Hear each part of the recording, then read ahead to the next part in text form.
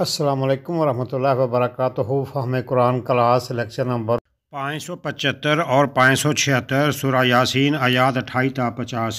اللہ تعالیٰ نے سورہ القمر میں 4 مرتبہ فرمایا ہے، اور بے شک ہم نے قرآن کو سمجھنے کے لیے آسان کر دیا ہے۔ کیا کوئی ہے نصیحت حاصل کرنے والا؟ 23واں پارہ سورہ یاسین آیت نمبر 28۔ اعوذ باللہ من الشیطان الرجیم، بسم اللہ الرحمن الرحیم۔ اللہ سبحانہ وتعالیٰ 28 نمبر آیہ مبارکہ میں ارشاد فرماتے ہیں، وَمَا أَنزَلْنَا عَلَىٰ قَوْمِهِ مِن بَعْدِهِ مِن جُندٍ مِّنَ السَّمَاءِ، ہم نے اس کے بعد اس کی قوم میں آسمان سے کوئی لشکر نہیں اتارے، وَمَا كُنَّا مُنزِلِينَ، اور نہ ہی ہم لشکر اتارنے والے تھے۔ مطلب کیا کہ ان کے لیے ان کانت اللہ صیحۃ واحدہ، کسی بڑے عذاب کی ضرورت نہیں تھی، ایک دھماکہ، ایک چیخ سنائی دی، فَهُمْ مُحْضَرُونَ فَإِذَا هُمْ خَامِدُونَ، وہ سارے کے سارے بجھے ہوئے ہو گئے۔ بجھنے سے مراد جیسے آگ ایک دم سے بجھ جاتی ہے، مطلب کیا کہ ختم ہو گئی، آگ ختم ہو گئی۔ تو یہ لفظ اس لیے یہاں پہ استعمال کیا گیا کہ ایک چیخ انہیں سنائی دی، اس چیخ کی پاداش میں یہ سارے کے سارے مر گئے۔ عربی کا شاعر ابو العالیٰ اس نے لکھا ہے، وَقَنْ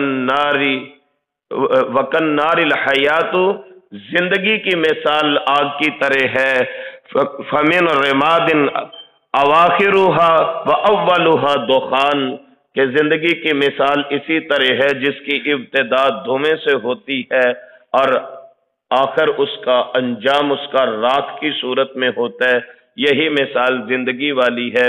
جوانی میں انسان شعلوں کی طرح بڑا اچھلتا ہے، پھر ایک دم سے یہ بجھ کے راکھ بن جاتا ہے، زندگی ختم ہو جاتی ہے۔ یہ بجھنے کا لفظ اللہ سبحانہ وتعالی نے اس فارم میں استعمال فرمایا، فَإِذَا هُمْ خَامِدُونَ، وہ بجھ گئے۔ جو شعلے اچھل رہے تھے، نبیوں کو شہید کرنے کی سازشیں کر رہے تھے، فَإِذَا هُمْ خَامِدُونَ، اب وہ آگ ٹھنڈی ہو گئی، بجھ گئے وہ۔ یا حسرتاً علی العباد، اللہ فرماتے ان بندوں پہ افسوس ہے۔ کتنے کریم پروردگار ہیں جو بندوں کی نافرمانی پہ فرماتے ہیں یا حسرتاً علی العباد، افسوس ہے ان لوگوں کی بد نصیبی پہ، ان کی قسمت پہ کہ انہوں نے اللہ کی نافرمانی شروع کر کے دنیا کی رنگینیوں میں ڈوب کے آخرت کی اصل زندگی نعمتوں والی جھٹلا دی اور اللہ کے عذاب کے مستحق ہو گئے۔ یا حسرتاً علی العباد، افسوس ہے ان بندوں پہ۔ ما یاتیہم من رسول الا کانوا بہ یستہزئون، ان کے پاس جو بھی رسول آئے یہ ان کا مذاق اڑایا کرتے تھے۔ آج بھی یہ جراثیم موجود ہیں نسل نو کے اندر، کوئی الحاد کا شکار ہے، کوئی توہم پرستی کا شکار ہے، کوئی مغربی تعلیم سے مرعوب ہے، کوئی یورپین کلچر سے مرعوب ہے، اور وہ اسلامی شعار کا استہزاء اڑاتے ہیں۔ بڑی سوچی سمجھی سازش کے تحت آج اسلام کو داغدار کرنے کے لیے نعوذ باللہ اسلام پہ حملے اپنے ہی مسلمان کر رہے ہیں۔ فیس بک کے اوپر ایک بندہ وہ آئے دن کوئی نہ کوئی ایسی پوسٹ لگاتا رہتا ہے۔ پرسوں ترسوں اس نے ایک لفظ لکھے تھے کہ اگر کافروں کو ہٹ کرتے ہو آپ لوگ، اگر کافروں کی ایجاد کردہ چیزوں کو نکال دیا جائے تو اسلام تو صرف لوٹے اور مسلح کا نام رہ جاتا ہے۔ یہ ہمارے ان علاقوں میں بسنے والا وہ آدمی ہے، میں نومینیٹ نہیں کرتا، بس اللہ ان لوگوں کو ہدایت دے دیں۔ یہ ملحد لوگ اس انداز سے ہماری نوجوان نسل کو گمراہ کر رہے ہیں کہ اسلام کے پاس ہے کیا، العیاذ باللہ، نعوذ باللہ۔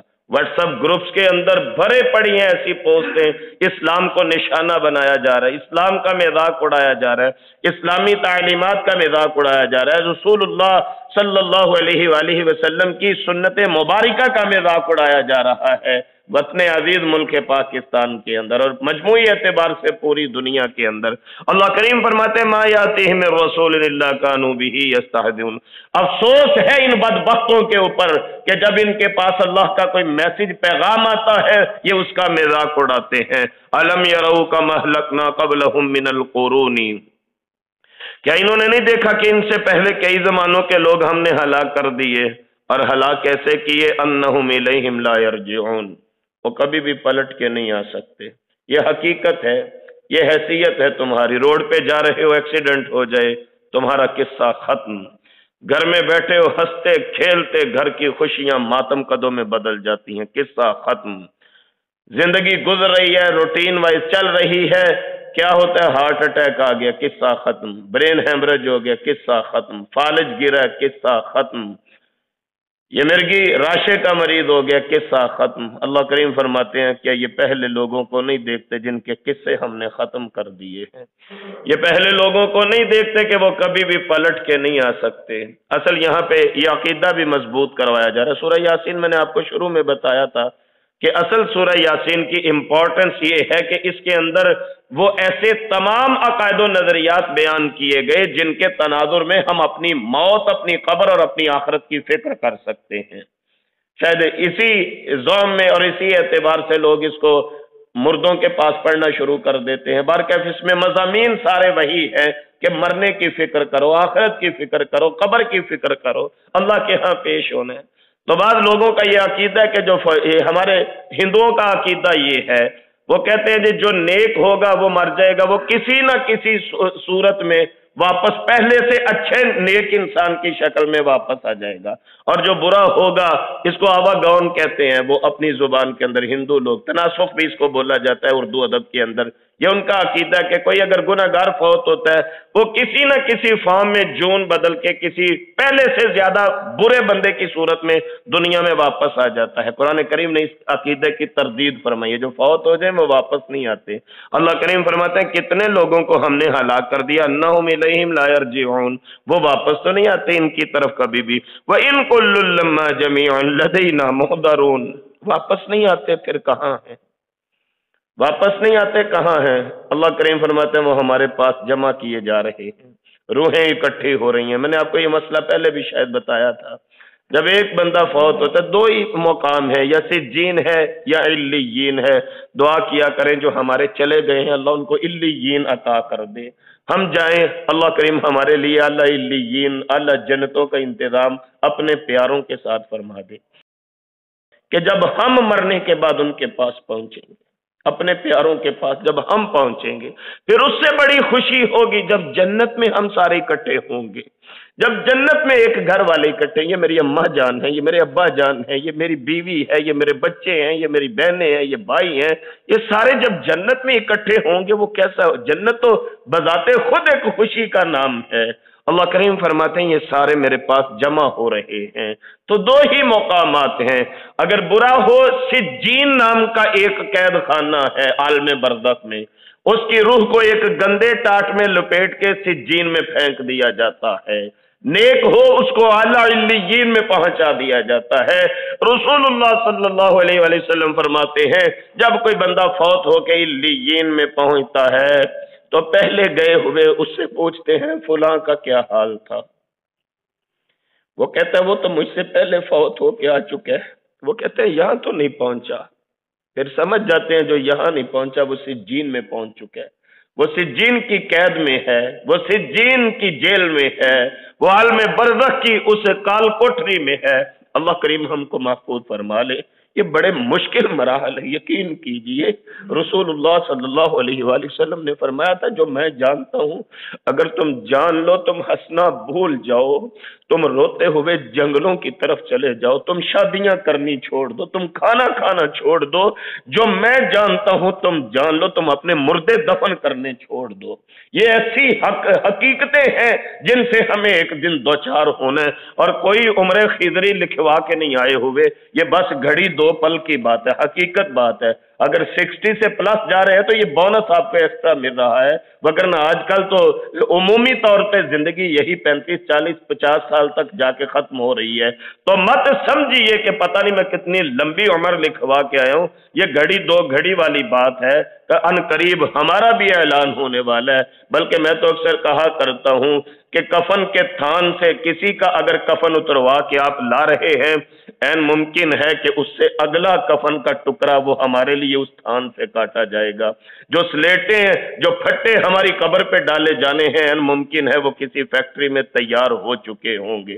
جو اینٹیں ہماری قبر میں لگنی ہے این ممکن ہے وہ کسی بھٹے پہ तैयार होके पड़ी हुई हूँ, इतना हम करीब पहुंच चुके हैं। तो अल्लाह करीम फरमाते हैं वइन कुल्लुल लम्मा जमीउन लदैना मुहदरून, वो हमारे पास वापस कोई नहीं आता, हमारे पास वो सब के सब जमा होके हाजिर किए जाएंगे। फिर अल्लाह करीम ने अपनी निशानियों का तज़किरा फरमाया, व आयतुल लहुमुल अर्जुल मैततु, उनके लिए क्या ये निशानी कम है कि जमीन बंजर होती है, मुर्दा होती है, अहयैनाहा, हम इसको जिंदा कर देते हैं, वाखरजना मिनहा हब्बन, हम इससे गंदम उगा देते हैं, गल्ला निकल आता है जमीन से, फमिनहु याकुलून, वो रोटी खाते हैं, रोटी खाते हैं फिर भी अल्लाह की याद नहीं आती, नेमतें इस्तेमाल करते हैं फिर भी अल्लाह की याद नहीं आती, अल्लाह सुब्हानहू व तआला का दिया हुआ रिज़्क़ खाते हैं फिर भी अल्लाह की याद नहीं आती।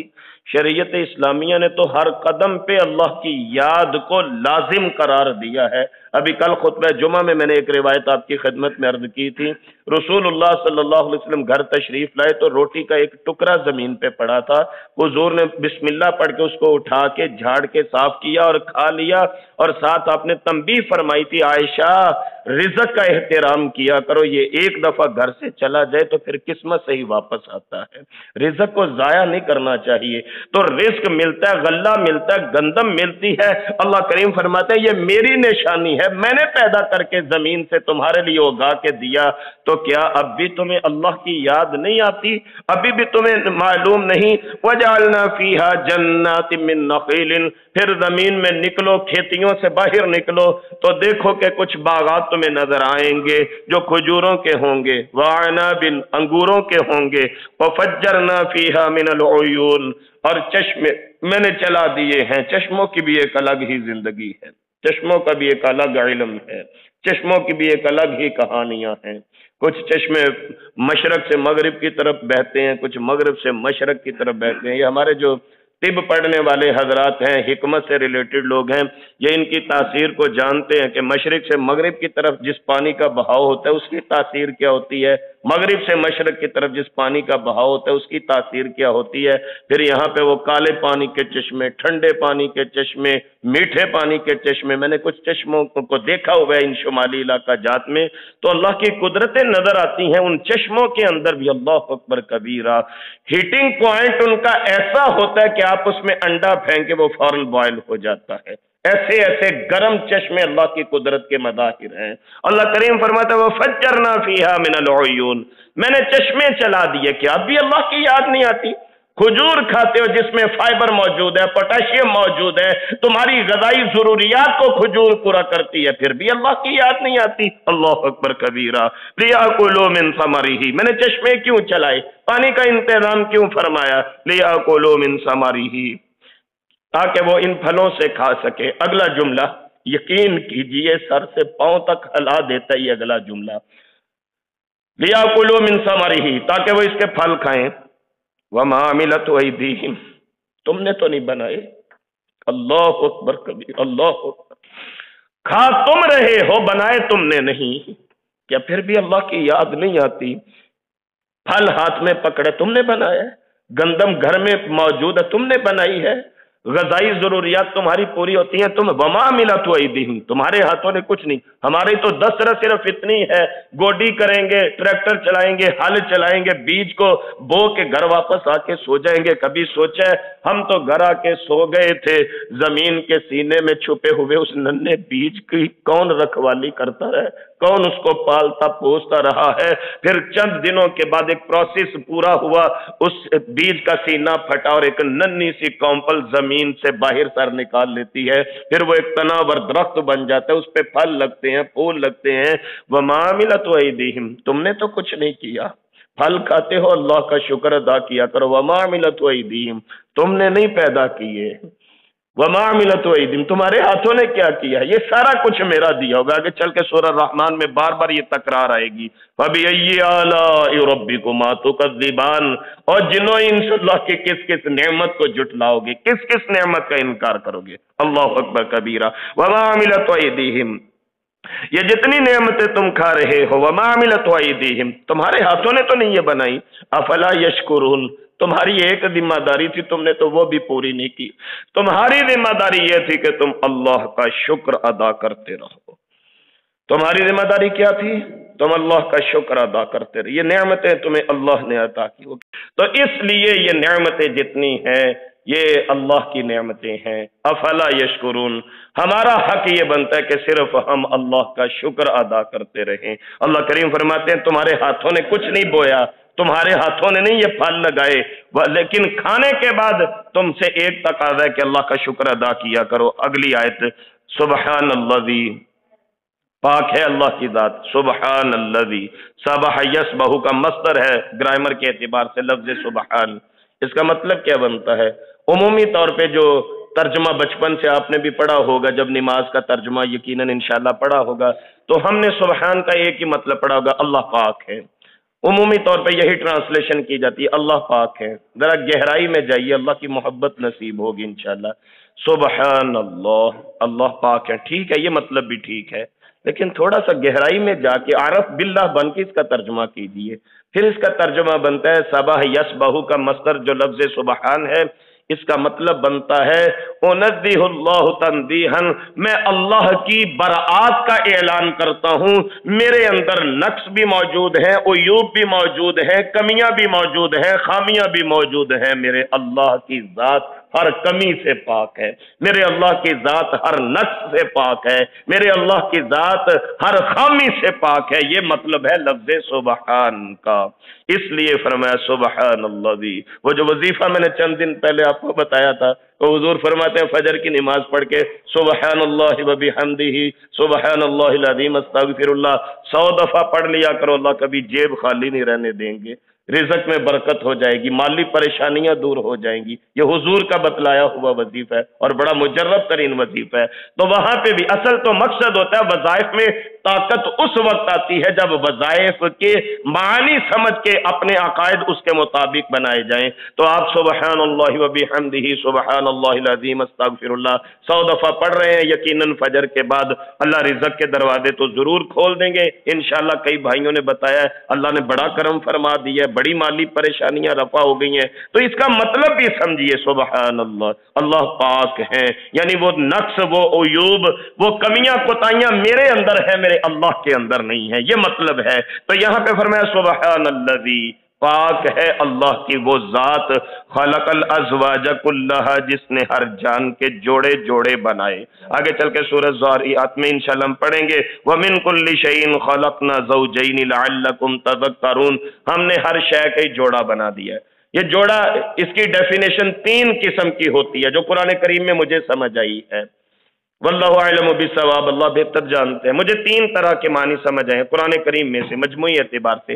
जोड़ा, जब जोड़ा लफ्ज बोला जाता है, नंबर 1 तो वो वही कॉन्सेप्ट जो फौरन हमारे ज़हन में आया कि अल्लाह ने हर चीज का जोड़ा बनाया, यानी मर्द बनाया तो मर्द की बीवी बना दी, ये हो गए ज़ौजैन, कहते हैं हुकूके ज़ौजैन, जोड़े जोड़े के हुकूक। एक तो ये है अल्लाह ने जोड़ा जोड़ा बना दिया। एक इसका मतलब ये है, कुरान करीम ने जो इस्तेलाह बयान फरमाई है वो ये है, जिद के तौर पे लफ्ज ज़ौज इस्तेमाल किया जाता है। यानी ये दिन है, दिन का ज़ौज रात है, अपोजिट, मुखालिफ, ये भी ज़ौज के फॉर्म में इस्तेमाल होता है शरई इस्तेलाह के अंदर। अंधेरा है उसका ज़ौज रोशनी है, ठंडक है उसका ज़ौज गर्मी है। एक जोड़े का ये मतलब है। तीसरा एक मतलब होता है मुमासलत के लिए। मतलब क्या, जूते 2 पाँव के हैं ना, तो एक जूता होगा, कहेंगे इसका जोड़ा किधर है, मतलब क्या कि जूते का दूसरा पाँव किधर है। मुमासल, एक जैसी 2 चीजें, यानी जूते के दोनों पाँव एक जैसे होते हैं, फिर हम पहनते हैं, उसको भी जोड़ा बोला जाता है। मैं जुत्ती का जोड़ा लेने चलना, क्या मतलब है कि मैं वो दोनों पैर लेके आऊंगा, जो एक दाएं में पहनूंगा एक बाएं में पहनूंगा, फिर जूते का जोड़ा बनेगा। एक जोड़ा इस मानी में भी इस्तेमाल होता है शरई इस्तेलाह के अंदर। यहां पे अल्लाह करीम फरमाता है खलकल अज़वाज कुल्लहा, मैंने हर चीज का ही जोड़ा जोड़ा बना दिया। कायनात की सबसे छोटी चीज क्या है? जर्रा, जिसको एटम बोलते हैं साइंसी जुबान में। एटम क्या है? इलेक्ट्रॉन से बनता है। इलेक्ट्रॉन क्या है? इलेक्ट्रॉन में भी जोड़ा मौजूद है। इलेक्ट्रॉन में भी वो चार्ज शीट होती है बाकायदा, प्लस माइनस वाली, पॉजिटिव नेगेटिव, जमा मनफी, ये बिजली का सारा सर्किट जमा मन, एक ठंडी तार है एक गर्म तार, क्या है? कायनात की जो सबसे छोटी चीज एटम है, एटम इलेक्ट्रॉन से बनता है, इलेक्ट्रॉन भी जोड़ा जोड़ा है, वो भी अकेला काम नहीं करता, वो भी प्लस माइनस हो तो काम करता है। अल्लाह करीम फरमाता है खलक़ल अज़वाज कुल्लहा, मैंने हर शय का जोड़ा जोड़ा बना दिया है। यहाँ पे मुल्हिद लोग एक एतराज करते हैं, मेरी कोशिश होती है मैं साथ साथ ये मुआशरती बुराइयां आपको नोट करवाता जाऊं ताकि अल्लाह न करे हमारे जवान भाई बेटे कहीं इस फितने का शिकार हों। यहाँ पे भी मुल्हिद लोग शरारत करते हैं, वो कहते हैं अगर हर शय का जोड़ा है तो अल्लाह भी तो कोई चीज़ है, या तो मानो कि अल्लाह मखलूक है। जब ये नहीं मानते कि अल्लाह मखलूक है, अल्लाह खालिक है, तो फिर अल्लाह एक चीज़ है तो लिहाजा अल्लाह का भी तो जोड़ा होना चाहिए। नाऊज़ु बिल्लाह। अभी आपने नमाज़ फजर की पहली रकत में समाअत फरमाया फ़अलम अन्नहु ला इलाहा इल्लल्लाह, ये जान लो कि अल्लाह के सिवा कोई है ही नहीं, अल्लाह अकेले हैं। हमें तो ये हुक्म है कि अल्लाह की ज़ात अक़दस, सूरह ज़ुमर में क्या फरमाया अल्लाहु खालिकुन कुल्ल शैइन, वो तो खुद हर चीज के पैदा करने वाले हैं। लिहाजा नाउज़ु बिल्लाह लायाज़ु बिल्लाह, ये जो यूनिवर्सिटियों के अंदर एक कॉन्सेप्ट पढ़ाया जाता है जी अगर हर शय का जोड़ा है तो फिर अल्लाह का भी तो कोई जोड़ा होगा, अल्लाह ना करे कहीं हमारे भाई बच्चे इस इल्हाद का शिकार हो जाएं। तो अल्लाह करीम फरमाते हैं मिम्मा तुम्बितुल अर्ज़, जमीन जो उगाती है उसका भी जोड़ा है। मजे की बात बताऊं, अनार कभी भी अकेला फल नहीं लगा सकता। दो किस्म के अनारों के पौधे होते हैं, एक नर होता है, एक मादा होता है। ये आपको हैरानगी होगी सुन के, एक नर होता है, एक मादा होता है। हवा चलती है, जो नर पौधा है उसके बीज हवा उठा के मादा पौधे के ऊपर फेंकती है तो अनार लगते हैं। ये पपीता हमारे यहाँ बड़ा मारूफ फल है। पपीता सिंगल पौधा कहीं पे भी आप नहीं देखेंगे, वो जोड़ा लगाया जाता है, फिर बाकायदा तौर पे उसके पत्ते झुकते हैं एक दूसरे की तरफ और उसके बाद पपीते का फल लगता है। यही मिसाल खजूर की है। हमारे यहाँ तो खैर नहीं है, सिंध साइड पे खजूरें काश्त की जाती हैं या फिर खलीजी ममालिक में काश्त की जाती हैं। तो मैंने वहां पे बड़ी नजर अमीक के साथ लोगों से पूछा तो उन्होंने बताया ये बाकायदा तौर पे ये दरख्तों का आपस में झुकाव होता है और इनकी कलमों की निशानियां होती हैं, ये मादा है, ये नर है, फिर उसके बाद फल मुमकिन होता है, वगरना दरख्तों के ऊपर भी फल नहीं लगता। अल्लाह करीम फरमाते हैं मिम्मा तुम्बितुल अर्ज़, ये रिसर्च तो आज हो रही है, 1450 साल पहले ये थ्योरी बयान की गई कि जमीन जितने पौधे उगाती है वो भी अल्लाह ने जोड़े जोड़े बनाए हैं। वमिन अनफुसिहिम, अपने आप की तरफ देख लो, तुम अकेले हो तो नस्ल इंसानी की बकाई मुमकिन नहीं, अल्लाह ने तुम्हारी बीवियां बना दी, फिर जोड़े जोड़े तुम्हारे बना के वबस्सा मिनहुमा रिजालन कसीरा व निसा, आगे बच्चे पैदा कर दिए, नस्ल चला दी, फिर क्या हुआ जमीन पे इंसान आबाद हो गए। व मिम्मा ला यअलमून, अल्लाहु अकबर कबीरा, इसको अल्लाह ने भी हम पे छोड़ा है, हम इसको आइंदा के लिए छोड़ते हैं। व मिम्मा ला यअलमून, आप अंदाजा कीजिए कि जिन चीजों के मुतालिक अल्लाह फरमा रहे हैं तुम्हें पता ही नहीं है किस किस चीज के मैंने जोड़े बनाए हैं। अभी तक ये रिसर्च है, यानी मैंने आपको इलेक्ट्रॉन की मिसाल दे दी, मैंने आपको पौधों की मिसाल सुना दी, आपके इल्म में भी यकीनन कोई ना कोई इससे मिलती जुलती मिसालें होंगी। हमारा इल्म तो यहीं तक था जो अल्लाह करीम ने फरमाया व मिम्मा ला यअलमून, अभी तुम नहीं जानते किस किस चीज के मैंने जोड़े बनाए हैं, वो अल्लाह के इल्म में है। वो कितनी तकनीक होगी, वो कितनी रिसर्च होगी, वो कितने इंकिशाफात होंगे जो शायद हमारे दुनिया से जाने के बाद हमारे आने वाली नस्लों के अंदर मुतारिफ करवाए जाएंगे। हम इस पे ईमान रखते हैं कि अल्लाह ने हर चीज का जोड़ा जोड़ा बनाया है, जो हम जानते हैं उनको भी, जो नहीं जानते उनको भी। इस दुआ के साथ आज का सबक मुकम्मल फरमा लीजिए। अल्लाह सुब्हानहू व तआला अपनी रहमत कामिला से हम सबको कुरानी आयात की अमली तफसीर बनने की तौफीक नसीब फरमा दे। कुछ निशानियों का जिक्र आ रहा है, ज़मानी और आफाकी निशानियों का तज़किरा सूरह यासीन के इस मुकाम से शुरू होने जा रहा है। ज़मानी एतबार से रात और दिन का एक सर्कल अल्लाह सुब्हानहू व तआला की रहमतों में से, अल्लाह की निशानियों में से, कुदरतों में से एक अजीम शान कुदरत है। हजारों साल हो चुके हैं दुनिया को मारद वजूद में आए हुए, और रोजाना सूरज अपने वक्त पे निकल रहा है, अपने वक्त पे गुरूब हो रहा है, रात अपने वक्त पे शुरू होती है, दिन का आगाज अपने वक्त पे होता है। कभी भी इनकी तरतीब में, इनकी तरकीब में फर्क नहीं आया। निशानियों को बावर करवाने का मकसद ये था कि जो अल्लाह करीम हजारों सालों से रात और दिन के निज़ाम को चला रहे हैं, क्या वो इंसान को दोबारा पैदा करने पे कादिर नहीं? اصل نقطہ تو یہ اٹھایا گیا سورہ یاسین میں کہ کافر منکر تھے کہ نہیں مر گئے مٹی میں مل گئے بس کام ختم ہو گیا، یہ ان کو یاد دہانیاں کروائی جا رہی ہے۔ وَآیَةٌ لَهُمُ اللَّیْلُ، یہ رات کا چھا جانا یہ اللہ تعالی کی نشانیوں میں سے ایک نشانی ہے۔ نَسْلَخُ مِنْهُ النَّهَارَ، ہم کھینچ کے اتارتے ہیں دن کو اس سے۔ سالخ عربی میں کہا جاتا ہے بکری کی کھال جب اتاری جائے اس کے لیے لفظ سالخ بولا جاتا ہے۔ نسلخ جمع متکلم کا صیغہ ہے، اپنی ذات مبارک کا ذکر اللہ تعالیٰ نے فرمایا تاکہ ہمیں ادب اور احترام بھی نصیب ہو۔ نسلخ ہم اتارتے ہیں کھینچ کے منہ النہار اس سے دن کو، یعنی جیسے بکری کی کھال اس کے جسم گوشت سے کھینچ کے تم لوگ الگ کرتے ہو، اللہ کریم فرماتے ہیں رات کے اوپر دن چھایا ہوا تھا، میں نے کھینچ کے دن کو اتار دیا۔ فَإِذَا هُمْ مُظْلِمُونَ، وہ لوگ اچانک اندھیروں میں پڑ گئے، یعنی رات شروع ہو گئی، اندھیرا ہی اندھیرا ہر طرف ہو گیا۔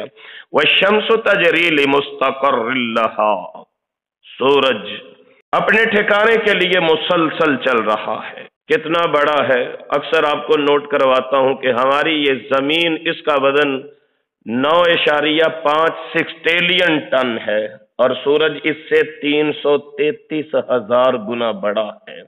اتنا بڑا، یعنی آپ سادے لفظوں میں یوں سمجھیے کہ زمین سے 3 لاکھ گنا بڑا سورج ہے، آسان لفظوں میں سمجھ لیجئے۔ اب اتنا بڑا سورج ہے لیکن چل رہا ہے، اسپیڈ کتنی ہے؟ 220 کلومیٹر پر سیکنڈ۔ 220، یہاں 60 سے اوپر آپ گاڑی کا میٹر لے کے جائیں، 80 تک لے جائیں، زیادہ سے زیادہ میٹر 120 تک گاڑی کا لے کے جائیں تو گاڑی ان بیلنس ہونا شروع ہو جائے گی۔ یہ فی گھنٹہ کی رفتار ہے ہماری گاڑیوں کی، اور سورج 1 سیکنڈ میں 220 کلومیٹر کی رفتار سے دوڑ رہا ہے۔ اتنی اسپیڈ کے ساتھ ہے، چل کہاں رہا ہے؟ لِمُسْتَقَرٍّ لَهَا، اپنے ٹھکانے کے لیے۔ ٹھکانہ اس کا کیا ہے؟ پہلے 2 احادیث نوٹ فرما لیں برکت کے لیے، پھر سائنسی اعتبار سے اس کا تذکرہ کروں گا انشاءاللہ۔ لِمُسْتَقَرٍّ لَهَا مطلب کیا ہے؟ سیدنا ابو ذر رضی اللہ تعالیٰ عنہ فرماتے ہیں میں نے عرض کیا حضور یہ جو سورہ یاسین میں اللہ تعالیٰ فرماتے ہیں وَالشَّمْسُ تَجْرِي لِمُسْتَقَرٍّ لَهَا، ذرا اس کی مجھے تفسیر پڑھا دیں، مطلب سمجھا دیں، اس کا مستقر کیا ہے، ٹھکانہ کون سا ہے سورج کا؟ تو جناب رسول اللہ صلی اللہ علیہ وآلہ وسلم ارشاد فرماتے ہیں سورج کا ٹھکانہ اللہ کے عرش کے نیچے ہے۔ سورج روز ہم سے جب یہ الوداع ہو کے جاتا ہے، یہ اللہ تعالیٰ کے عرش کے نیچے جاتا ہے۔ پھر دوسری حدیث مبارکہ سنیے، یہ بھی سیدنا ابو ذر رضی اللہ تعالیٰ عنہ سے مروی ہے۔ جناب رسول اللہ صلی اللہ علیہ وسلم صحابہ کو تفسیر سمجھا رہے تھے، وَالشَّمْسُ تَجْرِي لِمُسْتَقَرٍّ لَهَا کی ترجمہ پڑھا رہے تھے، اس کا مفہوم سمجھا رہے تھے سرکار دو عالم صلی اللہ علیہ وآلہ وسلم۔ تو رسول اللہ صلی اللہ علیہ وسلم فرمانے لگے وَالشَّمْسُ تَجْرِي لِمُسْتَقَرٍّ لَهَا کا مطلب ہے سورج روز طلوع ہوتا ہے، اپنی رفتار کے مطابق چلتا ہے، شام ہوتی ہے یہ اللہ تعالیٰ کے آگے جا کے سجدے میں پڑ جاتا ہے۔ یہ سورج روزانہ اللہ کو سجدہ کرتا ہے جا کے عرش کے نیچے۔ پھر سورج اگلے دن طلوع ہونے کی اجازت مانگتا ہے، ساری رات اللہ کے عرش کے نیچے گزارتا ہے، اگلے دن کہتا ہے یا اللہ اجازت ہے میں جاؤں طلوع ہونے کے لیے دنیا میں دوبارہ، اللہ کریم اجازت دیتے ہیں، یہ دوبارہ آ کے طلوع ہو جاتا ہے، جیسے ابھی چند منٹوں کے بعد طلوع ہوگا ہمارے ہاں بھی۔ حضور فرماتے ہیں ایک دن آئے گا یہ جا کے سجدہ کرے گا، اس کا سجدہ قبول نہیں ہوگا، اس کو اجازت نہیں ملے گی، آج نہیں سجدہ کرنا، جب سے ہزاروں سال سے بنے سجدہ ہی کر رہا ہے روز جا کے اللہ تعالیٰ کو۔ ایک دن ایسا آئے گا یہ کہے گا سجدہ کرنا، اللہ فرمائیں گے نہیں سجدہ نہیں کرنا، یہ اجازت مانگے گا واپس جاؤں، فرمایا جائے گا واپس بھی نہیں جانا، طلوع ہی نہیں ہونا، وہ کیا ہوگا؟ وہ قیامت کا سما شروع ہو چکا ہوگا۔ یہ تفسیر ہے وَالشَّمْسُ تَجْرِي لِمُسْتَقَرٍّ لَهَا کی، جو میرے اور آپ کے پیارے محبوب کائنات صلی اللہ علیہ وآلہ وسلم نے ہمیں ارشاد فرمائی۔ ذالک تقدیر العزیز العلیم، یہ ایک جاننے والے کی طرف سے اندازہ مقرر ہے جو اللہ غالب ہیں ہر ایک کے اوپر۔ وَالْقَمَرَ قَدَّرْنَاهُ مَنَازِلَ، اور چاند کے ہم نے اس کی منزلیں مقرر فرما دی۔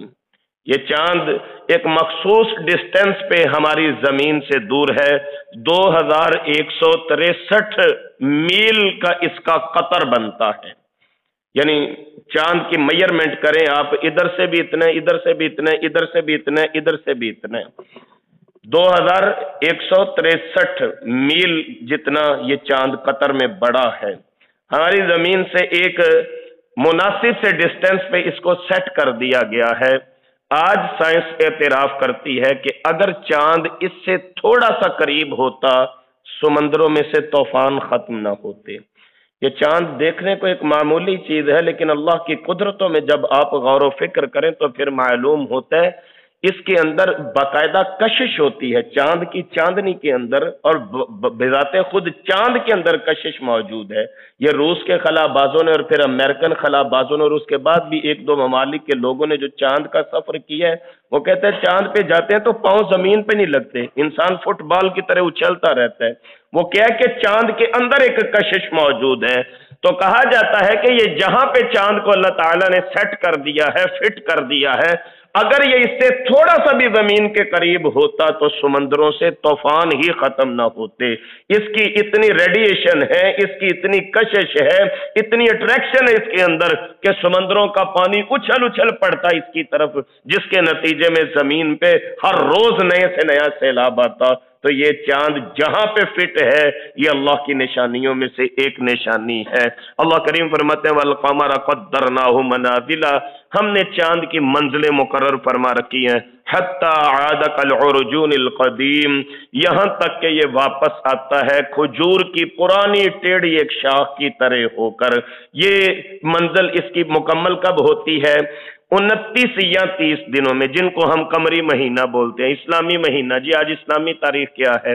تو ہم اسلامی مہینہ جس کو بولتے ہیں، یہ 29 یا 30 دنوں میں چاند زمین کے گرد اپنا ایک سرکل مکمل کرتا ہے۔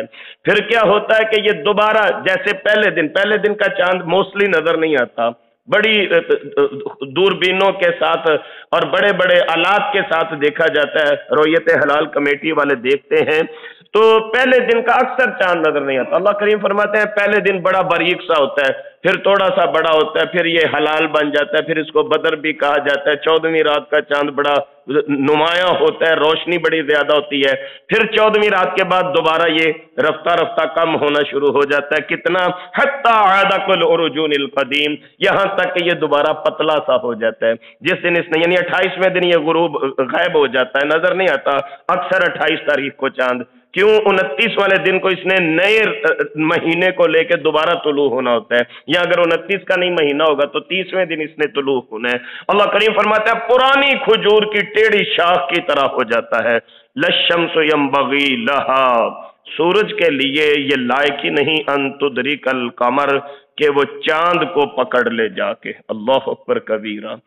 یہ جتنا نظام فلکی ہے، نظام شمسی ہے، یقین کیجئے یہ زمین تو بس ایک ذرہ ہے سارے نظام شمسی کے اندر، یہ بڑی چھوٹی سی ایک چیز ہے زمین۔ تو ہمارے لیے تو زمین ہی بہت بڑی ہے کہ بندہ چلتے تھک جاتا ہے، پوری زمین کا چکر ہی نہیں لگا سکتا۔ تو یہ بہت بڑا ایک نظام شمسی جو اللہ کریم نے متعارف کروایا ہے۔ اللہ کریم فرماتے ہیں لَلشَّمْسُ يَنبَغِي لَهَا، سورج کے لیے یہ زیبا ہی نہیں، لائق ہی نہیں ان تدرک القمر، کہ وہ چاند کو پکڑ لے۔ سولر ایپیکس ایک سرکل ہے، یہ جس کا ذکر سورہ یاسین میں ہو رہا ہے۔ ابھی سائنس نے اس کے اوپر ریسرچ کی ہے کہ یہ کس مدار میں سورج صاحب چل رہے ہیں جی، اور کتنی سپیڈ کے ساتھ چل رہے ہیں، تو اس کو نام دیا گیا ہے سائنسی دنیا کے اندر سولر ایپیکس کا۔ سولر ایپیکس کے اپنے مدار کے اندر، اپنی روٹین کے اندر یہ سورج دوڑ رہا ہے، حرکت کر رہا ہے، اپنی منزل کی طرف رواں دواں ہے، اور اس کے لیے یہ مناسب ہی نہیں ان تدرک القمر، 7,20,000 کلومیٹر فی گھنٹہ کی رفتار سے دوڑ رہا ہے، لیکن اس کے باوجود ینبغی لہا ان تدرک القمر، اتنی اسپیڈ سے دوڑنے کے بعد بھی کہ روزانہ 1,72,80,000 میل کا یہ سفر طے کر رہا ہے۔ اللہ کریم فرماتے ہیں لَلشَّمْسُ يَنبَغِي لَهَا أَن تُدْرِكَ الْقَمَرَ، اتنی اسپیڈ سے دوڑنے کے بعد بھی یہ چاند کو نہیں پکڑ سکتا۔ اللہ اکبر کبیرہ، یہ چاند کو نہیں پکڑ سکتا اتنی اسپیڈ سے دوڑنے کے بعد بھی۔ पकड़ेगा कब? जिस दिन अल्लाह का हुक्म होगा। दोबारा वापस फिर उसी हदीस मुबारका की तरफ आइए कि सूरज जाके इजाजत चाहेगा सजदा करने की, नहीं मिलेगी। वापस आने की इजाजत चाहेगा, नहीं मिलेगी। क़यामत आ जाएगी। ये दौड़ रहा है, ये चांद को नहीं पकड़ सकता। वलल्लैलु साबिकुन नहार, अल्लाह की निशानियों में से एक निशानी ये है, कभी ऐसा नहीं होता कि रात दिन से पहले आ जाए, यानी अभी दिन का आधा हिस्सा गुजरा है, दिन के 12 बजे सूरज गुरूब हो जाए और रात शुरू हो जाए, ऐसा कभी नहीं हुआ। ये अंदाजे मुकर्रर किए गए हैं अल्लाह सुब्हानहू व तआला की तरफ से, और हर एक अपने अपने निज़ाम में, अपने अपने मदार में सर्कुलेशन कर रहा है। अल्लाह करीम फरमाते हैं तुम्हें अभी भी अल्लाह की निशानियों का फहम नहीं, अभी भी अल्लाह की कुदरतों को नहीं समझते। वकुल्लुन फी फलकिन यस्बहून, हर एक अपने अपने मदार में घूम रहा है, हर एक अपने अपने मदार में फिर रहा है। नेपच्यून सबसे ज्यादा दूर नेपच्यून सैयारा है। ये तकरीबन 20 अरब के करीब टोटल सैयारे बनते हैं जो अभी तक मुतारिफ हुए हैं, और अल्लाह करीम फरमाते हैं कि हम तो रोजाना अफलाक को वुसाअत दे रहे हैं। इन्ना लमूसिऊन, हम उसको रोजाना के एतबार से वुसाअत दे रहे हैं, रोज नए से नए सैयारे निकल रहे हैं। तो ये इतना बड़ा निजाम है। कुल्लुन फी फलकिन यस्बहून, यस्बहून तैरना, अल्लाह अकबर कबीरा। हर चीज अपने अपने मदार में तैर रही है, अपने अपने जो अल्लाह ने अंदाजे इनके मुकर्रर कर दिए, हर एक को भागने दौड़ने की जो स्पीड अल्लाह ने मुकर्रर फरमा दी। कुल्लुन फी फलकिन यस्बहून, हर एक अपनी स्पीड में दौड़ रहा है। ये अल्लाह की निशानियां हैं। बताने का मकसद ये है सूरह यासीन के अंदर कि जो अल्लाह करीम इतने बड़े सूरज को, इतने बड़े सैयारों को चला रहे हैं, तुम्हें दोबारा जिंदा करना भी मुश्किल है अल्लाह के लिए। असल ये बावर करवाया जा रहा है। आगे चलिए, व आयतुल लहुम, उनके लिए एक निशानी ये है, अन्ना हमलना ज़ुर्रियतहुम फिल फुल्किल मशहून, तुम्हारे बच्चे सफर करके कश्तियों में बैठ के दूसरे ममालिक तक जाते हैं। क्या ये अल्लाह की निशानी नहीं कि ये नकलो हमल का सिलसिला एक मुल्क से दूसरे मुल्क तक ये अल्लाह की तौफीक से, वखलकना लहुम मिन मिस्लिही मा यरकबून, तुमने तो सिर्फ कश्तियां देखी हैं, हम इन जैसी और भी चीजें पैदा फरमाने वाले हैं जिन पे तुम सवारी इख्तियार करोगे। अब आप, ये बड़ा एक लतीफ सा अंदाज है। सहाबा किराम ने जब ये आयत पढ़ी होंगी, जैसे आज हम बैठ के इसकी तफसीर पढ़ रहे हैं, जब सहाबा किराम ने पढ़ी होंगी, सहाबा किराम के तसव्वुर में ये हमारी मोटर गाड़ी तो नहीं होगी, मोटरसाइकिल तो नहीं होगी, कार तो नहीं होगी, लेकिन उनके ये तसव्वुर जरूर होंगे कि ये अल्लाह करीम जो फरमा रहे हैं कि तुम्हारे सवार होने के लिए इससे मिलती जुलती और भी चीजें पैदा की जाएंगी। तो जैसे उनका अकीदा था वैसे हमारा भी अकीदा है कि अभी हमारी नजर तक तो ये दरियाफ्तें हैं साइंस की, कार हमारे लिए मौजूद है, बाइक मौजूद है, बड़ी बड़ी बसें मौजूद हैं, हवाई जहाज मौजूद है, लेकिन हम भी यही कहते हैं, हमें नहीं पता आज से 100 साल के बाद और क्या क्या इजाद होगा। जब हम जेरे जमीन चले गए होंगे, हम फौत हो चुके होंगे, हमें नहीं पता हमारे बच्चों ने, हमारे पोतों ने, हमारे पड़पोतों ने कौन कौन सी इजादात देखनी है। तो हम भी उसी तरह इसको अल्लाह की कुदरत पे छोड़ते हैं। जैसे सहाबा किराम को कार का कॉन्सेप्ट नहीं था, हवाई जहाज का नहीं था, उन्होंने भी अल्लाह की कुदरत को इसीलिए छोड़ दिया कि हम तस्लीम करते हैं अल्लाह करीम पता नहीं सवारियों के लिए क्या क्या पैदा फरमाएंगे। तो हम भी यही कहते हैं, अभी तक तो हमारे लिए ये सवारियां, पता नहीं हमारे बाद क्या क्या पैदा होगा, क्या क्या इजाद होगा, ये अल्लाह की कुदरतें हैं। व इन नशा नुग़रिक़हुम, अगर हम उनको गर्क कर दे, यानी जो कश्तियों में सवार हैं, तुम्हारी औलाद है, तुम्हारा अहल है, अगर हम उनको गर्क कर दे, अगर हम उनको, ये हालात हाज़रा के तनाजुर से एक बात ज़हन में आ गई, इंसानी स्मगलिंग का जो कारोबार और धंधा हमने शुरू किया हुआ है और इसको बहुत ज्यादा प्रमोट भी हम लोग खुद कर रहे हैं। ये डंकी लगा के जो दूसरे ममालिक में हमारे भाई बेटे बच्चे चले जाते हैं कारोबार के लालच में, वीजे के लालच में, यूरोप के लालच में, और अभी ये रवा हफ्ते में भी खबर आई है कि तकरीबन गुजरात से ताल्लुक रखने वाले 66 हमारे बच्चे वो उधर कश्ती के अंदर गिरा के तो मार दिए गए हैं। अल्लाह करीम हिफाजत फरमाए हमारी नौजवान नस्ल की। माएँ पैदा करती हैं, जवान करती हैं, बाप मेहनतें करते हैं, تو یہ جو ڈنکی والا سسٹم ہے کہ ڈنکی لگا کے یورپ کی سرحدوں کی طرف جانا، یہ اللہ تعالیٰ کی دی ہوئی نعمت کی ناشکری ہے۔ یہ جان اللہ تعالیٰ نے عطا کی ہے، اس کی قدر کیجئے اور اپنی زندگی کو اللہ کے نام لگائیے۔ اور دوسری دعا ہم یہی کرتے ہیں، جو سفر کے لیے نکلے ہوئے اللہ سب کو خیر و عافیت سے منزل مقصود تک پہنچا دے۔ تو اللہ کریم فرماتے ہیں تمہارے بچے کشتیوں میں سوار، یہ ہماری نشانی تھی۔ وَإِن نَّشَأْ نُغْرِقْهُمْ، اگر ہم تمہارے بچوں کو کشتیوں میں غرق کر دیں، سمندروں میں ڈبو دیں، فَلَا صَرِيخَ لَهُمْ وَلَا هُمْ يُنْقَذُونَ، نہ کوئی ان کو بچانے کے لیے آئے گا، نہ ان کی کوئی فریاد سننے کے لیے آئے گا۔ تو اگر تم منزل مقصود پہ پہنچتے ہو، صبح گھر سے نکلتے ہیں، آپ یقین کیجئے سارا دن روڈ پہ ہوتے ہیں، کتنے لوگ دیکھتے ہیں ہم، کسی کا بائک پہ ایکسیڈنٹ ہو گیا ہے، کسی کا کار پہ ایکسیڈنٹ ہو گیا ہے، کوئی ایسے ایکسیڈنٹ ہوتے ہیں کہ جن کی شناخت بھی نہیں ہوتی۔ تو بس یہ جب شام کو اپنے گھر میں پلٹتے ہیں، یہ اللہ کا شکر ادا کیا کریں، گھروں والے بھی اللہ کا شکر ادا کریں کہ یا اللہ تیرا شکر ہے ہمارا خاوند گھر آ گیا، ہمارا باپ گھر آ گیا، ہمارا بھائی گھر آ گیا۔ آپ بھی اللہ کا شکر ادا کیا کریں، یہ اللہ کی نشانی ہے کہ اللہ صحیح سلامت شام کو واپس گھر لوٹا دے۔ مگر اللہ فرماتے ہیں کون تھا ان کی فریاد کو پہنچنے والا، ان کو بچانے والا؟ ان نشاء نغرقہم، اگر ہم تمہیں مار دیتے رستے میں، ہم تمہارا ایکسیڈنٹ کر دیتے، ہم تمہیں غرق کر دیتے، ڈبو دیتے، تو یہ اللہ کی نشانیوں میں سے ایک نشانی ہے۔ الا رحمتا منا ومتاعا الی حین، یہ اپنے گھروں میں جو صحیح سلامت آ جاتے ہیں، ایک مدت ہے، ایک وقت ہے، چانس دیا جا رہا ہے، اور سب سے بڑا کہ یہ اللہ کی رحمت کی چھاؤں ہے، ماؤں کی دعائیں ہوتی ہیں، اللہ کی رحمت کی چھاؤں ہوتی ہے کہ یہ زندگی کا نظام چل رہا ہے۔ وَإِذَا قِيلَ لَهُمْ، اپنی نشانیوں کا تذکرہ فرمانے کے بعد اللہ کریم ارشاد فرماتے ہیں وَإِذَا قِيلَ لَهُمْ، جب ان سے کہا جاتا ہے وَإِذَا قِيلَ لَهُمُ اتَّقُوا، بچو ڈرو، مَا بَيْنَ أَيْدِيكُمْ، جو عذاب تمہارے سامنے ہے، بچنے کی کوشش کرو۔ یعنی یہی آپ مثال لے لینا جو میں نے پہلے عرض کی ہے کہ روزانہ آپ بھی دیکھتے ہیں، میں بھی دیکھتا ہوں، روڈ پہ کتنے ایکسیڈنٹ ہوتے ہیں۔ تو اللہ کریم فرماتے ہیں تم اگر بچ کے گھر واپس آ گئے تو تم یہ اللہ کی نشانی پہ غور و فکر کیوں نہیں کرتے؟ ڈرو، بچو، ما بین ایدیکم، جو تمہیں سامنے نظر آ رہا ہے، وما خلفکم، اپنے پیچھے دیکھ لو۔ کتنے لوگ ہیں، کتنی اقوام عالم کا تذکرہ قرآن کریم نے کیا کہ جن کو اللہ کریم نے ہلاک کر دیا۔ تو اللہ کریم فرماتے ہیں کہ بچنے کی کوشش کرو ان عذابوں کو دیکھ کے۔ اچانک موت بھی عذاب کی ایک صورت ہوتی ہے کہ جب بندے کو توبہ کی توفیق ہی میسر نہ ہو۔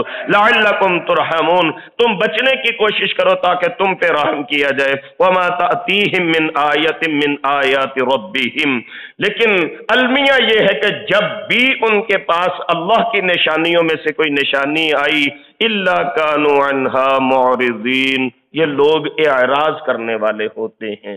ہم زلزلہ دیکھتے ہیں لیکن اپنی دنیا تبدیل نہیں کرتے، ہم سیلاب کی آفتیں دیکھتے ہیں لیکن ہم خود کو بدلنے کی کوشش نہیں کرتے۔ اگر مجموعی اعتبار سے انٹرنیشنل سینیریو کو آپ دیکھیں تو اس وقت امریکہ کے لاس اینجلس میں جو آگ لگی ہوئی ہے، اور دیکھتے دیکھتے لاکھوں کروڑوں لوگ بے گھر ہو گئے، جانور بے گھر ہو گئے، لوگ جل رہے ہیں، کروڑوں اربوں ڈالر کا نقصان ہو رہا ہے۔ اللہ کریم فرماتے ہیں یہ ساری چیزیں تو تمہیں عبرت دلانے کے لیے تھی، لیکن افسوس یہ ہے کہ جب بھی ان کے پاس کوئی نشانی ہے، اور ابھی وہ لاس اینجلس والی آگ بجھنے کا نام نہیں لے رہی تھی، تو خبر یہ ہے انٹرنیشنل میڈیا کی کہ ان دنوں میں یک بختہ اتنی تیز ہوائیں وہاں پہ چلی ہیں کہ جو ہوائیں بڑی بڑی گاڑیوں کو بھی اڑا کے لے جا رہی ہیں، درختوں کو جڑوں سے اکھاڑ کے پھینک رہی ہیں، اور انسانی نظام زندگی معطل ہو کے رہ گیا ہے۔ لیکن المیہ یہ ہے الا کانوا عنہا معرضین، نشانیاں آتی ہیں اللہ کی طرف سے، لوگ غور و فکر ہی نہیں کرتے، منہ پھیر کے لوگ چلے جاتے ہیں۔ وَإِذَا قِيلَ لَهُمْ أَنفِقُوا مِمَّا رَزَقَكُمُ اللَّهُ، جب ان سے کہا جاتا ہے اللہ کی راہ میں خرچ کرو، کس میں سے؟ میں اگر کماتا ہوں میرا کمال نہیں، آپ کماتے ہیں یہ آپ کا کمال، یہ سب کچھ اللہ کا دیا ہوا، ہمارا کیا ہے اس میں؟ ہمارا کچھ، ہم تو صرف وقتی طور پہ نگران ہے یہاں پہ، ہمارا کیا ہے؟ رسول اللہ صلی اللہ علیہ وسلم نے اسی لیے ارشاد فرمایا تھا بد نصیب وہ بندہ ہے جو لوگوں کی دنیا بنانے کے لیے اپنی آخرت برباد کرتا ہے۔ یعنی اپنے بچوں کے لیے بندہ انہیں فیسلٹیٹ کرنے کے لیے حلال حرام کی تمیز ہی چھوڑ دے، تو یہ سب سے بڑی بربادی اور بد نصیبی ہے۔ ہمارا کیا ہے؟ ہمارا نہ بینک بیلنس آ جائے گا، نہ جمع پونجی ساتھ جائے گی، نہ پلاٹ، گھر، مکان، کھیت کھلیان ساتھ جائیں گے، ساتھ کیا جائے گا؟ کفن کے 2 ٹکڑے جائیں گے، اور ساتھ کیا جائے گا؟ جو اپنے ہاتھ سے اللہ کی راہ میں خرچ کیا ہوگا، جو اللہ کی رضا کے لیے خرچ کیا ہوگا، جو نیک عمل کیا ہوگا، جو نافع کا علم ہوگا، لوگوں کو علم سکھایا ہوگا۔ تو اللہ کریم فرماتے ہیں جب ان سے کہا جاتا ہے انفقوا مما رزقکم اللہ، تمہارا کمال نہیں، یہ اللہ کا کمال ہے، تمہیں رزق عطا فرمایا، تو اللہ کے دیے ہوئے میں سے اللہ کی راہ میں خرچ کرو۔ قال الذين كفروا للذين آمنوا ونطعم من لو يشاء الله اطعمه۔ کیسا برا جملہ ہے، کافر کہتے تھے کہ اللہ خود کھلا دیتے، اللہ خود کھلا دیتے۔ لاجک تو اصل یہ تھی کہ ہمیں سمجھایا جا رہا تھا کہ تم کھلا دو ان کو، دنیا میں بھی 70 گنا 700 گنا ملے گا، آخرت میں بھی اجر ملے گا، رزق میں برکتیں الگ ہوں گی۔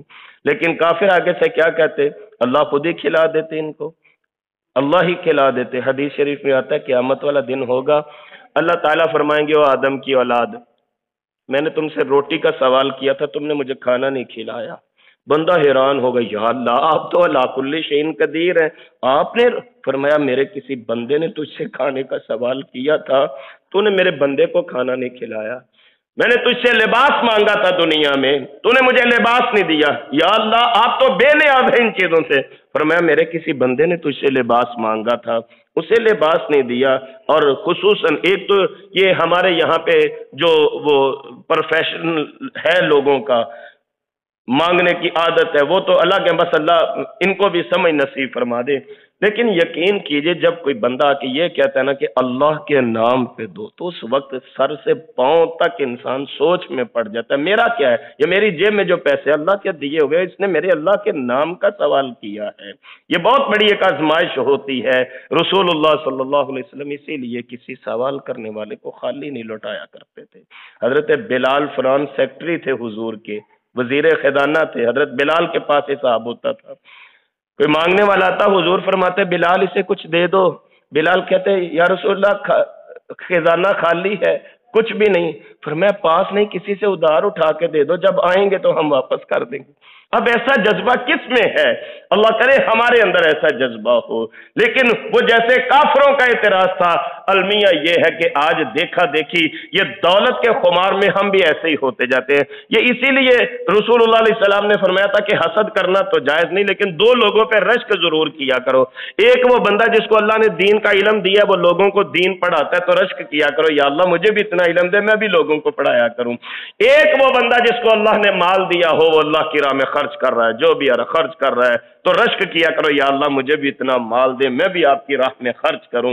لیکن دیکھا دیکھی جیسے جیسے انسان مالدار ہوتا ہے، یہ دل تنگ ہونا شروع ہو جاتا ہے۔ یقین کیجیے میں اگلے دن مارکیٹ میں کھڑا تھا، ایک بندے نے آ کے ابھی منہ سے بھی نہیں بولا، اور بزرگ آدمی تھا، نظر آ رہا تھا یہ ڈیزرونگ پرسن ہے، حقدار ہے، لیکن اس کے باوجود وہ بندہ بھی پاس آ کے کھڑا ہے، میرے بالکل برابر میں ایک آدمی کھڑا تھا، وہ گل پڑ گیا اس بندے کے، یار جہاں بھی جائیں تمہارے جیسے لوگ ہی سامنے ہوتے ہیں۔ او بھائی ہمارا کیا ہے؟ کچھ بھی نہیں، ابھی سانس نکل جائے کیا ساتھ لے کے جانا ہے؟ تو ایسا نہ کسی کو کہا کریں، تم لوگوں نے یہ وتیرہ ہی بنا رکھا ہے مانگنے کا، تم لوگوں نے عادت ہی بنا لی ہے، کہاں سے میں دوں تمہیں؟ ہم نے کیا دینا؟ مما رزقکم اللہ، ہمیں تو اللہ دے رہے ہیں، ہم اللہ کی راہ میں تقسیم کر رہے ہیں۔ وہ حضرت موسیٰ والی جو حکایت ہے، ایک بندہ غربت کے ہاتھوں، افلاس کے ہاتھوں، فاقوں کے ہاتھوں تنگ تھا، ایک دن آ کے عرض کرنے لگا حضور دعا کیجئے جتنا میرے نصیب میں اللہ ایک دن دے، میں کھا کے مر جاؤں، دنیا سے کہاں، یہ روز روز جو بھوک کاٹ رہا ہوں۔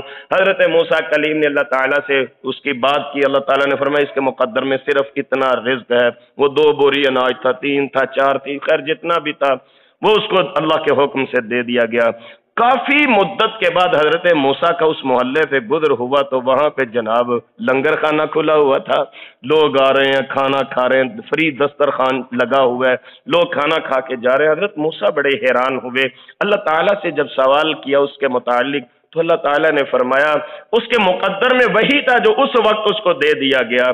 لیکن بندہ بڑا سیانا نکلا، اس نے میرے ساتھ تجارت شروع کر دی، وہ جو اس کے مقدر میں تھا اس کو دیا گیا، اس نے سارا میری راہ میں خرچ کر دیا اور مجھ پہ قرض ہنسنا چڑھا دیا۔ اب میں نے کیا کیا؟ کئی گنا بڑھا کے واپس کیا، بس اس دن سے وہ ہمارے اوپر قرض چڑھا رہا ہے، ہم قرض اتار رہے ہیں، ہم جو اس کو دیتے ہیں وہ ہماری راہ میں خرچ کر دیتا ہے۔ تو بھائی یہ بہت بڑی خوبی ہے، اللہ کے دیے ہوئے مال میں سے اللہ کی راہ میں خرچ کرنا، اس سے عظمتیں ملتی ہیں، مال میں برکت ہوتی ہے، صرف دل کو غنی کرنے والی بات ہے، دل کو حوصلہ دینے والی بات ہے۔ اللہ اکبر کبیرہ۔ کافروں کی یہ عادت ہے کہ وہ کہتے کہ اگر اللہ چاہتے تو اللہ ہی کھلا دیتے انہیں، ہم کیوں کھلائیں؟ ان انتم الا فی ضلال مبین، تم تو کھلی گمراہی میں پڑے ہو۔ پھر اعتراض کرتے ہیں وَيَقُولُونَ مَتَى هَذَا الْوَعْدُ إِن كُنتُمْ صَادِقِينَ، ہم نے آپ سے سنا ہے کہ اگر ہم نافرمانی کریں گے تو عذاب آ جائے گا، اگر سچے ہیں تو کہاں ہے وہ عذاب؟ لے کے آئیں وہ وعدہ پورا ہو۔ مَا يَنظُرُونَ إِلَّا صَيْحَةً وَاحِدَةً، اللہ فرماتے ہیں وہ نہیں انتظار کر رہے مگر ایک چیخ کا، تَأْخُذُهُمْ وَهُمْ يَخِصِّمُونَ، وہ اس حال میں انہیں آئے گی کہ وہ جھگڑا کر رہے ہیں۔ قیامت بھی اسی طرح آنی ہے۔ سرکار فرماتے ہیں ایک بندہ دودھ دو رہا ہوگا اپنے جانور کا، بھینس کا، گائے کا، دودھ نکال رہا ہوگا، بالٹی پکڑ کے ابھی گھر نہیں جائے گا، واپس قیامت آ جائے گی۔ ایک بندہ کھانا کھانے کے لیے بیٹھا ہوگا، لقمہ توڑے گا بھی منہ کے قریب لے کے آئے گا، قیامت آ جائے گی۔ یہ اتنی اچانک قیامت آنے والی ہے۔ تو اللہ کریم فرماتا ہے جب ان کو پکڑ آتی ہے وَهُمْ يَخِصِّمُونَ، یہ آپس میں جھگڑا کر رہے ہوتے ہیں، نافرمانیوں میں، دنیا داری میں یہ اپنے آپ کو غرق کیے ہوئے ہیں، اچانک اللہ کی پکڑ آ جاتی ہے، اچانک اللہ کی طرف سے عذاب آ جاتا ہے۔ فَلَا يَسْتَطِيعُونَ تَوْصِيَةً، پھر وصیت کی توفیق بھی نہیں ملتی۔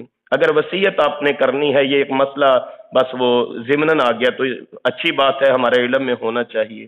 رسول اللہ صلی اللہ علیہ وسلم فرماتے ہیں اگر تم میں سے کوئی وصیت کرنا چاہتا ہے وہ ایک رات بھی خالی نہ جانے دے، یعنی اگر میرا ذہن ہے میں نے اپنی اولاد کے لیے وصیت کرنی ہے، پھر میں یہ نہ انتظار کروں کل یا پرسوں میں کر لوں گا، یہ حدیث کا مسئلہ ہے، وہ آج ہی مجھے وصیت کرنی چاہیے۔ ایک حدیث میں آتا ہے سرکار فرماتے ہیں جس نے وصیت کرنی ہے اس کو چاہیے وصیت لکھ کے اپنے سرانے کے نیچے رکھ کے سوئے۔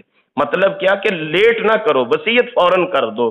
وگرنہ کیا ہوتا ہے؟ یہ سورہ یاسین ہے، فَلَا يَسْتَطِيعُونَ تَوْصِيَةً، ایک وقت ایسا آتا ہے کہ گھر سے نکلیں گے، گھر والوں کو فون کال آ جائے گی آپ کے ابو کا ایکسیڈنٹ ہو گیا، فوت ہو گئے ہیں، گھر سے نکلیں گے فون کال آ جائے گی یہ جی جہاں ایک بندہ گرا ہوا پڑا ہے آپ کا بندہ ہے، یہ اس کی جیب سے یہ نمبر نکلا ہے۔ فَلَا يَسْتَطِيعُونَ تَوْصِيَةً، سورہ یاسین بتا رہی ہے اچانک ہی کسی دن ایسا کام ہوگا وصیت کا موقع بھی نہیں ملے گا، تو وصیت ضرور کرنی چاہیے، اگر کرنا چاہتے ہیں تو ضرور کرنی چاہیے وصیت، لکھ کے اپنے بچوں کے لیے وہ رکھ دے تاکہ بعد میں بچے بھی آپس میں دست و گریباں نہ ہوتے رہیں۔ وَلَا إِلَىٰ إِلَيْهِ يَرْجِعُونَ، جو بات میں نے پہلے کہی ہے کہ کسی دن گھر سے نکلیں گے گھر والوں کو صرف ایک کال ہی موصول ہوگی، ان کی دنیا اجڑ جائے گی، کسی دن گھر سے نکلیں گے گھر واپس آنا نصیب نہیں ہوگا، کسی دن گھر سے نکلیں گے اپنا گھر دیکھنا نصیب نہیں ہوگا۔ یہ سورہ یاسین نے بتایا وَلَا إِلَىٰ أَهْلِهِمْ يَرْجِعُونَ، اپنے گھر میں وہ واپس نہیں آئیں گے، وصیت کی توفیق نہیں ہوگی۔ تو اس سے پہلے ابھی یہ سانسیں چل رہی ہے، میرے بھائی ان کو غنیمت سمجھتے ہوئے اپنے آپ کو اپنی اولاد کو دین کے قریب کریں، نمازوں کے قریب کریں، اللہ کے ساتھ اپنا معاملہ درست کر لیں، کیونکہ موت کی تلوار ہمارے سروں پہ لٹک رہی ہے، کسی بھی دن ہمارے جنازے کا اعلان ہونے والا ہے۔ بس اللہ سے یہ دعا کریں اللہ موت سے پہلے موت کی تیاری کی توفیق نصیب فرما دے، اور مر کے تو اللہ کو پیارا ہونا، اللہ مرنے سے پہلے اپنا پیارا بنا لے، اللہ کے مقرب ترین لوگوں میں شامل ہو جائیں۔ اس دعا کے ساتھ آج کا سبق مکمل فرما لیجئے۔ اللہ تعالیٰ قرآن پاک کی آیات کی ہمیں عملی تفسیر بننے کی توفیق نصیب فرما دے۔ یہ مسائل جو ہم سنتے ہیں، سناتے ہیں، پڑھتے ہیں، پڑھاتے ہیں، میرے کریم مالک ہم سب کو ان پہ عمل کی توفیق نصیب فرما دے۔ ہم اپنی صبح کا آغاز فہم القرآن جیسے عظیم عمل سے کرتے ہیں، اس کی بدولت اللہ تعالیٰ میرے اور آپ کے دن کے باقی معاملات میں رحمت و برکت برکتوں کا نزول فرما دے۔ جو نرینہ اولاد کے آرزو مند ہے میرے کریم مالک علی کل شیء قدیر اللہ نیک اور صالح زندگی والے صحت مند بیٹے نصیب فرما دے۔ جو صاحب اولاد ہیں اللہ ہمارے بچوں کو نیک فرما دے۔ جو بیٹے بیٹیوں کے رشتوں کے لیے پریشان ہے اللہ نیک اسباب پیدا فرما دے۔ جو اپنے بچوں کے کاروبار کے لیے پریشان ہے اللہ ہمارے بچوں کے لیے نیک روزگار نصیب فرما کے رزق حلال کی وسعت نصیب فرما دے۔ بیماروں کو شفاء کاملہ عاجلہ نصیب ہو اور اللہ ہمارے فوت شدگان کی بخشش فرما دے۔ فجر کی نماز پڑھتے سلام پھیرتے فوراً رسول اللہ علیہ السلام فرمایا کرتے تھے اللہم انی اسألک علما نافعا ورزقا طیبا وعملا متقبلا۔ اللہ علم وہ عطا کیجئے گا جو نفع والا ہو۔ یہ دعا کیا کریں کہ علم ہمیں نفع والا نصیب جو فائدہ دے ہمیں اور ہمارے علم سے لوگوں کو فائدہ ہو، ایسا علم اللہ نصیب فرما دیں، اور رزق اللہ پاکیزہ حلال نصیب فرما دیں، اور عمل اللہ ایسا نصیب فرما دیں جو اللہ کی بارگاہ میں قبول ہو جائے۔ بڑی جامع دعا ہے، فجر کے بعد پڑھا کریں۔ یہ تھے محترم محمد سلیمان شاکر صاحب جو قرآن مجید کی تفسیر کی کلاس پڑھا رہے تھے، جسے ویڈیو ترتیب دے کر یوٹیوب چینل دنیا دین پر محفوظ کیا گیا ہے۔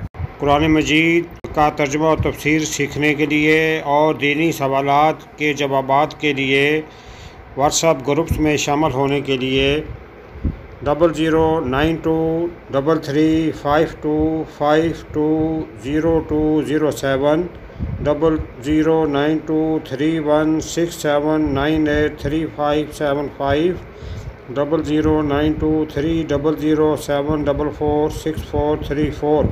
قرآن سمجھیں، قرآن سمجھائیں، دوسروں کو بھی قرآن سمجھنے کی دعوت دیں۔